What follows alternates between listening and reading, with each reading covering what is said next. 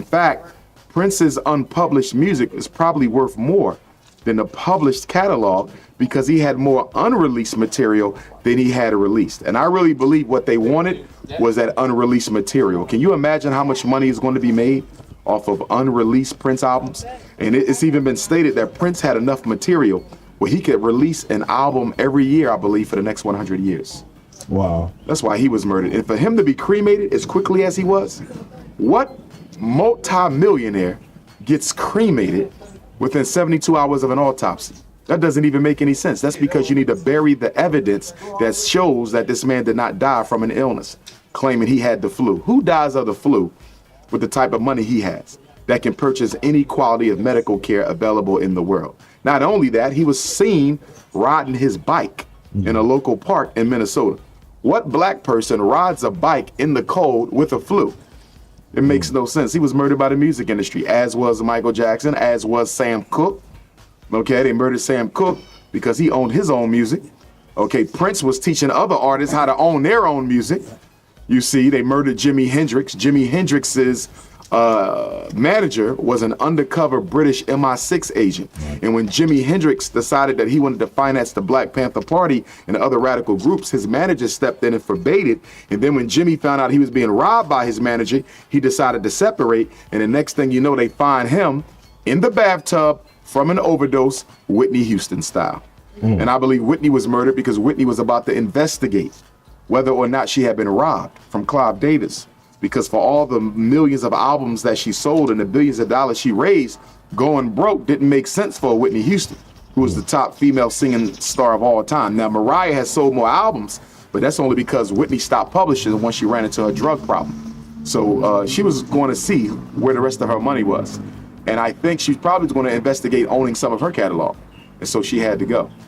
So the problem is, like you talk about these different examples throughout history, Otis Redding, Sam Cooke, even Prince and Michael Jackson, is that are we winning the battle but yet losing the war? Like we win some battles. I don't think we're winning the battle or winning the war. Okay. And when it comes to music, you got to recognize that music is another white racist institution. And I think the murder of Prince was deliberate, intentional, and was designed to send a message to all the black artists in the music industry that if you ever try to separate from us, we will kill you first. It's like the mafia. You cannot get out. Now, if you're a low-level artist, you'll get out because you're not worth much. But if you're somebody on that level, they're not letting you out. There's no way we're going to let you make money off of your album without giving us our cut. The message is clear. And you know what's interesting, we speak of Sam Cooke, I know his manager, Alan Klein, I believe his name was, he also managed the Beatles, and he stole from them as well. Wow. And so like, it's funny how these patterns come up and you know, all over the place. See, Sam was also a good friend of Malcolm X and Muhammad Ali. And rumor has it that he had told Dr. King and Malcolm X that once they came together and stopped fighting, he was going to finance the new civil rights movement. He was dead within weeks. Remember, they killed Sam Cooke 3 weeks before they killed Malcolm X. He was killed right before Malcolm. So they was getting rid of anyone who could even potentially be part of an independent black progressive movement. But how you look at, well, you go 20 years now with Tupac. You believe Tupac was murdered by the government? Tupac was murdered. There's no question Tupac was murdered. In fact, we know for a fact that the CIA, the FBI had Tupac and Big under surveillance for at least 2 weeks before their death.